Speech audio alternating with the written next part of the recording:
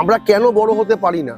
মহা পণ্ডিত নাস্তিক আছে বলছে ঈশ্বরের কোনো অস্তিত্ব নেই, আমি তাদেরকে নিয়ে কিছু বলবো না, থাকলে আছে না থাকলে নেই। কিন্তু যারা মানেন ঈশ্বরের অস্তিত্বকে, মানেন ঈশ্বরকে বিশ্বাস করেন, সেটা ঈশ্বরকে বিশ্বাস করুন, কেউ অন্য রিলিজিয়নের গডকে বিশ্বাস করুন, কেউ আল্লাহকে বিশ্বাস করে, কেউ বাইগুরু বিশ্বাস করে, যে যেই ধর্মের যে রিলিজিয়ানকে মানে, তারা মানেন যে পৃথিবীতে একজন সর্বশক্তিমান বলে কেউ আছে, তার নামটা যে কোনো কিছু হতে পারে, হোয়াটএভার। তাই যদি আমাকে মনে করতে হয়, যদি আমি মনে করে থাকি যে আমি বড় হব, তাহলে বড় কাজ করেই কিন্তু বড় হতে হবে। মুখে বড় কথা বলে কিন্তু বড় হওয়া যাবে না। পৃথিবীর ইতিহাসে এমন কোনো মানুষ নেই যে শুধু বড় বড় কথা বলে বড় হয়েছে। সামান্য কাজ কত ভেঙে যায়, কি বা যায় আসে। রাস্তাঘাটে দেখবেন, ট্রেনে বাসে চলতে গেলে কত কুকুর বিড়াল পথে চলতে চেপে মরে থাকে। আমি এই কিছুদিন আগেই দেখলাম একটা ছোট্ট বিড়াল বাচ্চা চাপা পড়ে অটোতে পড়ে মরে পড়ে আছে, তার কোনো অস্তিত্বই নেই। আমার ঠাকুরকে কিন্তু বাইরে থেকে কেউ দেখতে পাচ্ছে না, ঠাকুর অনুকূল চন্দ্র একটা ছবি মাত্র।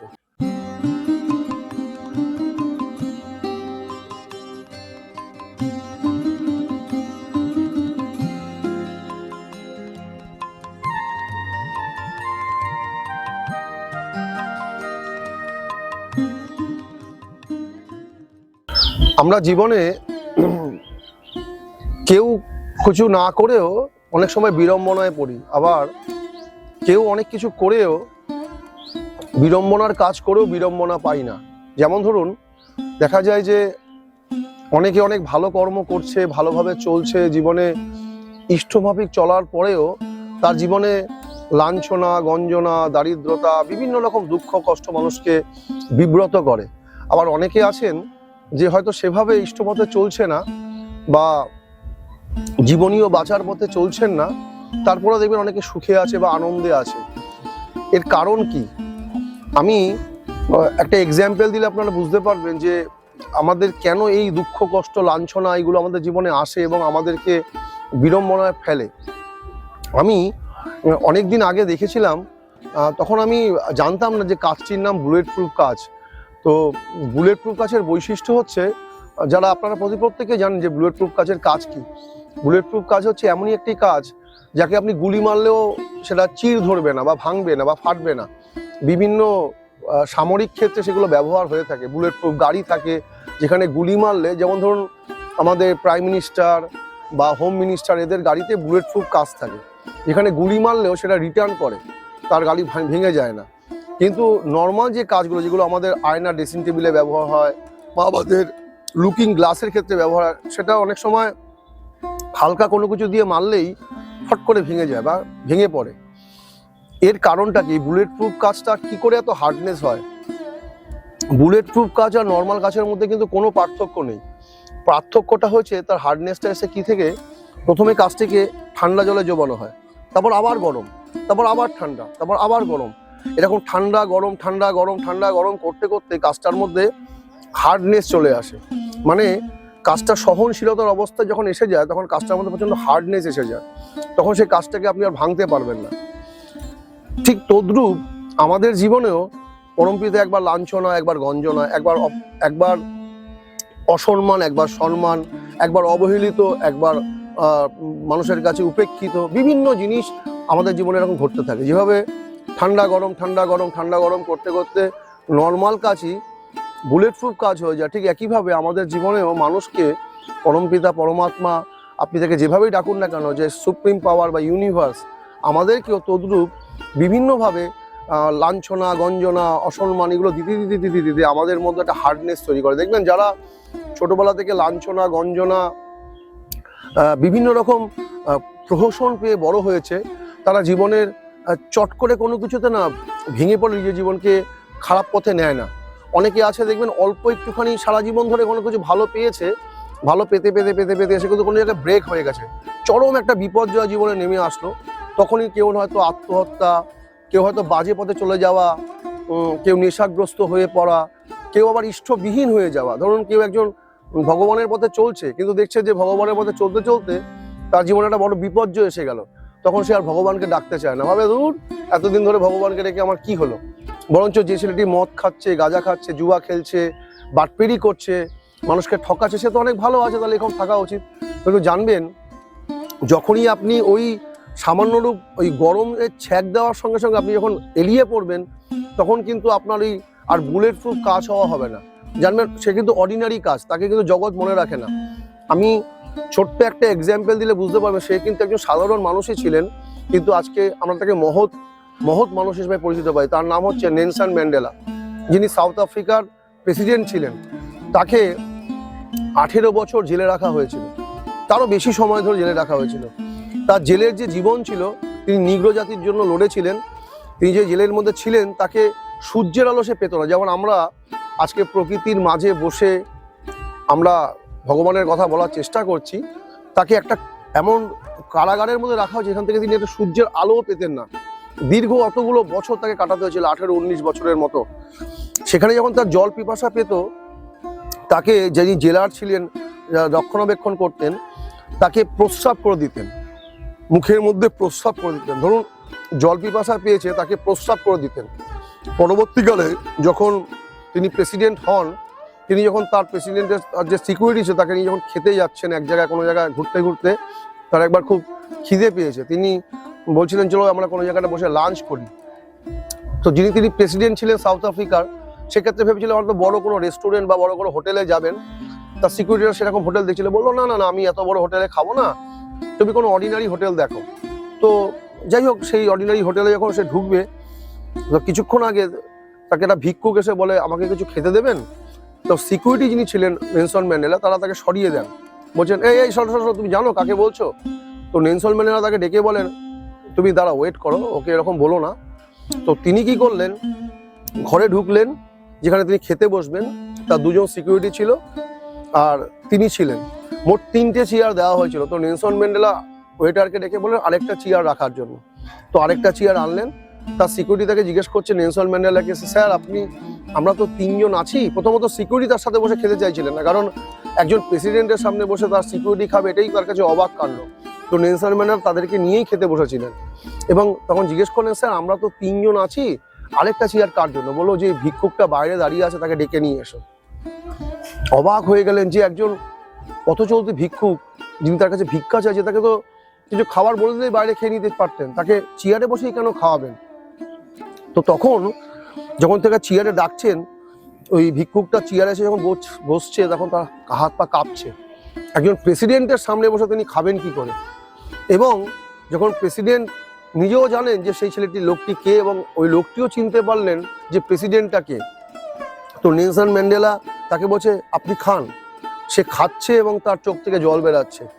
পরবর্তী সময় জানা গেল নেলসন ম্যান্ডেলা নিজে ব্যক্ত করেনি, তিনি যে ভিক্ষুক সেই নিজে পরবর্তীকালে বলেছিলেন আমি সেই অধম, আমি সেই অমানুষ, যিনি যখন নেলসন ম্যান্ডেলাকে জেলে রাখা হয়েছিল, যখন তাকে জল দেওয়ার কথা বলা হতো, তিনি তার মুখের মধ্যে পেচ্ছাপ করে দিতেন।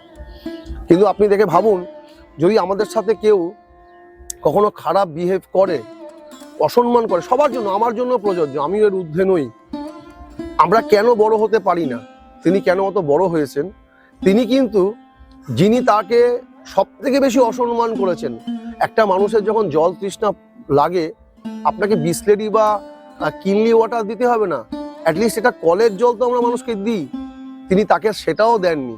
তিনি তার নিজের প্রস্রাব, ইউরিন তার মুখে দিচ্ছিলেন, তাকে দিচ্ছিলেন না খেতে।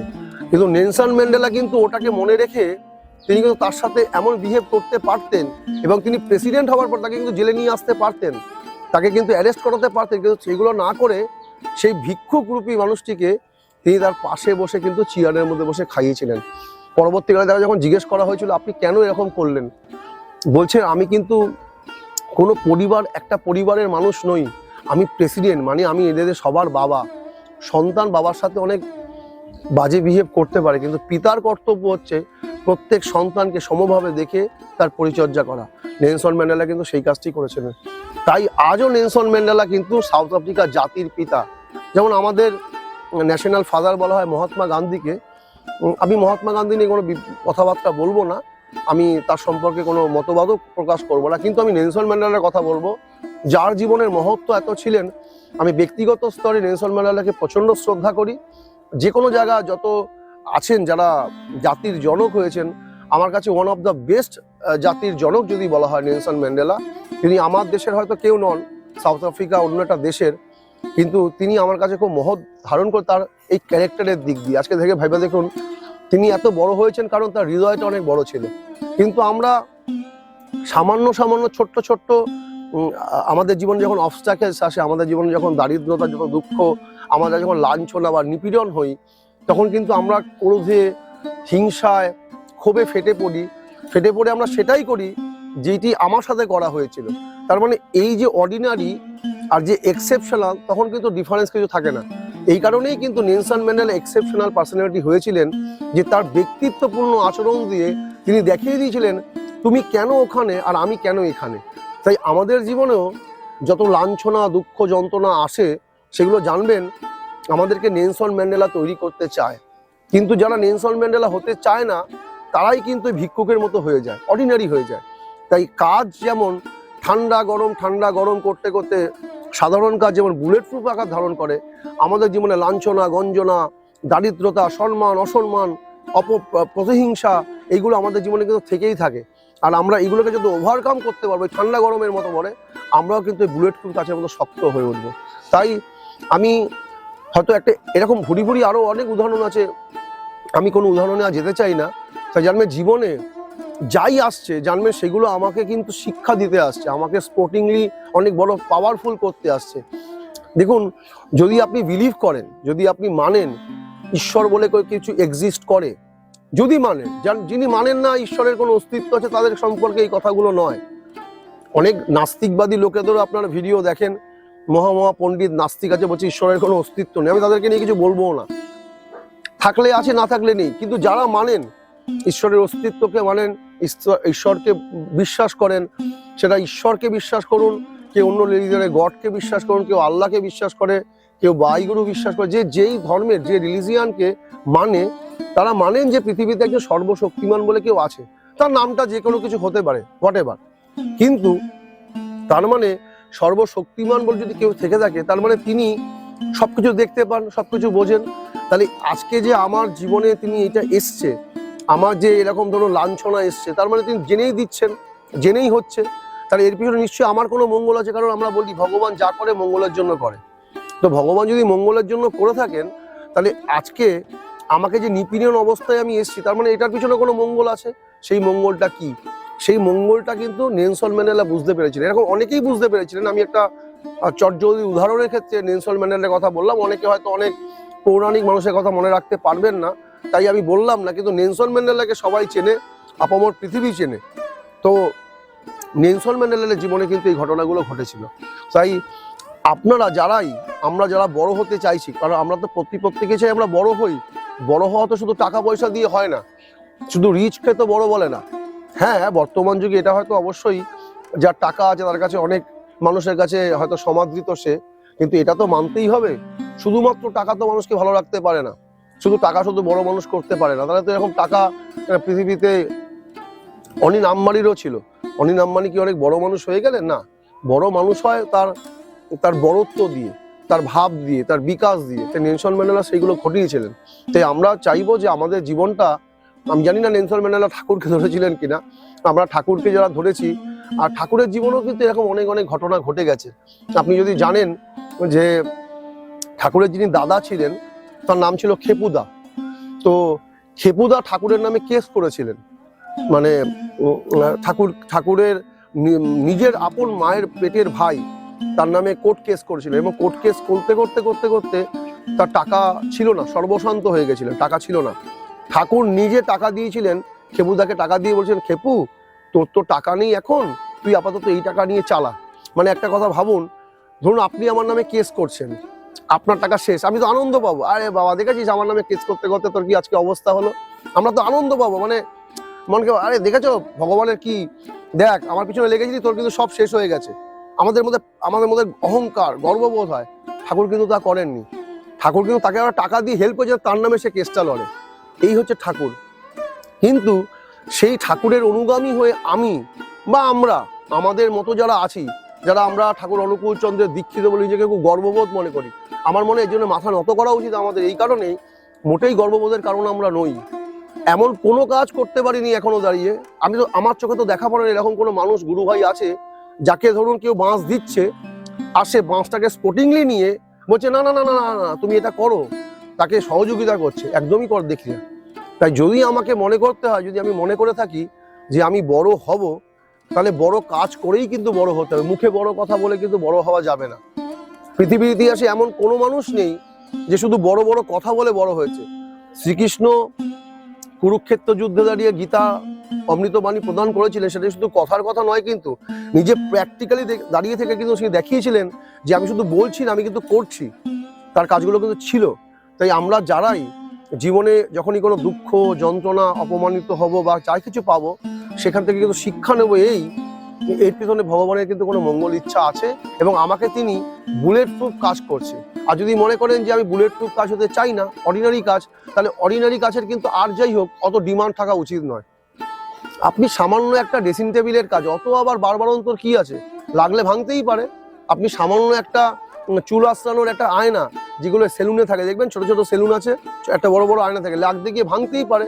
অত আবার অত আবেগতাড়িত হওয়ার কি আছে, অত কান্নাকাটি করারই বা কি আছে।